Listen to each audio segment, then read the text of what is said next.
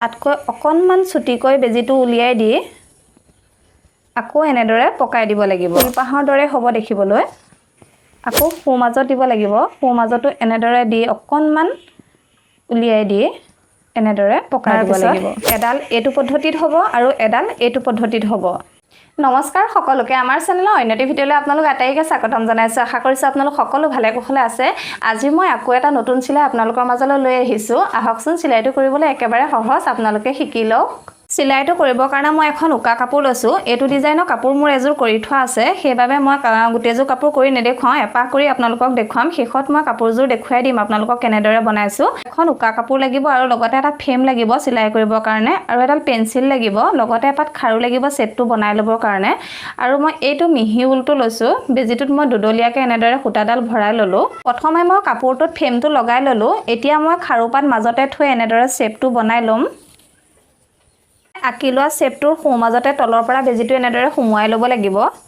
তাৰপিছত এইখিনিৰ পৰা সুমুৱাই বেজিটো আকৌ এই চিনটোত উলিয়াই দিব লাগিব আৰু লগতে বেজিটোৰ আগেদি এনেদৰে সূতাডাল পকাই দিব লাগিব। এয়া চাওক। তাৰপিছত আগটোত এনেদৰে সুমুৱাই দিব লাগিব। আকৌ পিছৰডাল দিওঁতে মই অকণমান ছুটিকৈ দিম, তাতকৈ অকণমান ছুটিকৈ বেজিটো উলিয়াই দি আকৌ এনেদৰে পকাই দিব লাগিব। এইডাল যে মই ছুটিকৈ দিলোঁ, ইয়াৰ ঠাইতে আকৌ এনেদৰে দি আকৌ বেজিটো এনেদৰে পকাই দিব লাগিব। এনেদৰে চাওক, আগটোত সুমুৱাই দিব লাগিব। আকৌ সেইদৰে এইটো চাইডে উলিয়াই লৈ এইফালে বেজিটো উলিয়াই ল'ব লাগিব। সূতাডাল এনেদৰে পকাই দিব লাগিব। সূতাডালৰ আগটোত এনেদৰে বেজিটো সুমুৱাই দিব লাগিব। ফুলপাহৰ দৰে হ'ব দেখিবলৈ। আকৌ সোঁ মাজত দিব লাগিব। সোঁ মাজতো এনেদৰে দি অকণমান উলিয়াই দি এনেদৰে পকাই দিব লাগিব। এয়া চাওক ইমান সুন্দৰ হৈছে। আকৌ তেনেদৰে তললৈ লৈ আহিব লাগিব। অনাৰ পিছত এডাল এইটো পদ্ধতিত হ'ব আৰু এডাল এইটো পদ্ধতিত হ'ব। দুটা ডিজাইন হ'ব।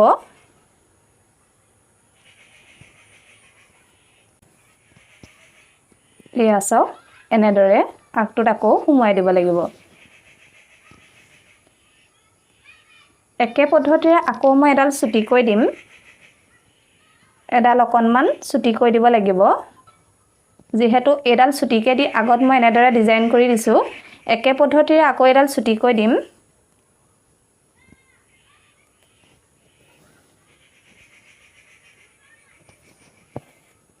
একেবাৰে সহজ, আপোনালোকে সুন্দৰকৈ যদি ভিডিঅ'টো চাই কৰিব পাৰিব। ফুলপাহ দেখিবলৈও বহুত ধুনীয়া লাগে।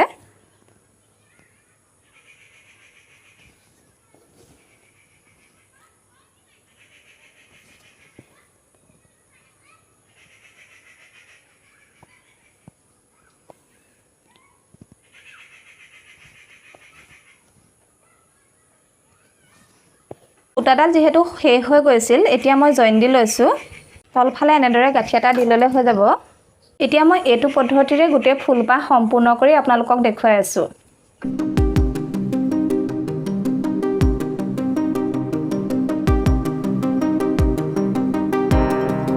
ফুলপাহ চিলাই কৰি মোৰ সম্পূৰ্ণ হৈ গ'ল। এতিয়া মই ফুলপাহৰ শেষৰ অংশত এনেদৰে তললৈ সুমুৱাই এটা গাঁঠি টানকৈ মাৰি দিম, তেতিয়া ফুলপাহ খোল খাই নাযায়। কিমান সুন্দৰ হৈছে চাওক। এতিয়া মই ইয়াৰ সোঁ মাজতে এনেদৰে পাথৰ লগাই দিম। এনেকুৱা পাথৰ বজাৰত কিনিবলৈ পায়, কস্মেটিক দোকানতো কিনিবলৈ পাব, বেলেগ দোকানত হ'লেও কিনিবলৈ পাব। এনেকুৱা পাথৰ এটা লগাই দিলে ফুলপাহৰ শ্ব'টো বৰ ধুনীয়া উঠে। এতিয়া মই সোঁ মাজতে এনেদৰে এটা পাথৰ চিলাই দিম। পাথৰটো লগাই দিলে ফুলপাহ দেখিবলৈ বৰ ধুনীয়া লাগিছে। একেবাৰে সহজ, আপোনালোকে যদি ভিডিঅ'টো ধুনীয়াকৈ চাই ভালদৰে কৰিব পাৰিব। এইটো ডিজাইনৰ কাপোৰ যিহেতু মোৰ এযোৰ কৰা আছে, সেইবাবে মই সম্পূৰ্ণ কাপোৰযোৰ আপোনালোকক কৰি দেখুওৱা নাই। এইযোৰ কাপোৰ, এইখন মেখেলাখন মই মুগা ৰঙত কৰিছিলোঁ, কণ্টেষ্ট কৰিছোঁ। ৰঙা আৰু ক'লা এনেদৰে দি দিছিলোঁ এপাহ এপাহকৈ। 4 লাইন দিছোঁ মই। মাজত পাথৰটো লগাই দিলে কাপোৰযোৰ বৰ ধুনীয়া শ্ব' উঠে। আৰু এইখন চাদৰখন মই বগা কৰিছিলোঁ। নামঘৰলৈ পিন্ধি যাবলৈ বিশেষকৈ বৰ ভাল হয় এইখন চাদৰখন বগাত ৰঙা আৰু ক'লাটো দিলে বৰ ধুনীয়া লাগে কাপোৰযোৰ পিন্ধি মই আপোনালোকক দেখুৱাই আছোঁ কাপোৰযোৰ মই আপোনালোকক পিন্ধি দেখুৱাই আছোঁ মই ক'লা ব্লাউজৰ লগত পিন্ধিছোঁ মুগা ৰং ক'লা বগা সকলো ব্লাউজৰ লগতে মিলি যাব কাপোৰযোৰ কেনেকুৱা লাগিছে জনাবলৈ নাপাহৰিব এনে ধৰণৰ নতুন নতুন চিলাই ভিডিঅ' কাপোৰৰ ডিজাইনৰ ভিডিঅ' আমাৰ চেনেলৰ পৰা পাই থাকিব আমাৰ চেনেলটো ছাবস্ক্ৰাইব কৰি ল'ব তেতিয়া নতুন নতুন ভিডিঅ' দিলে আপোনালোকে সোনকালে পাব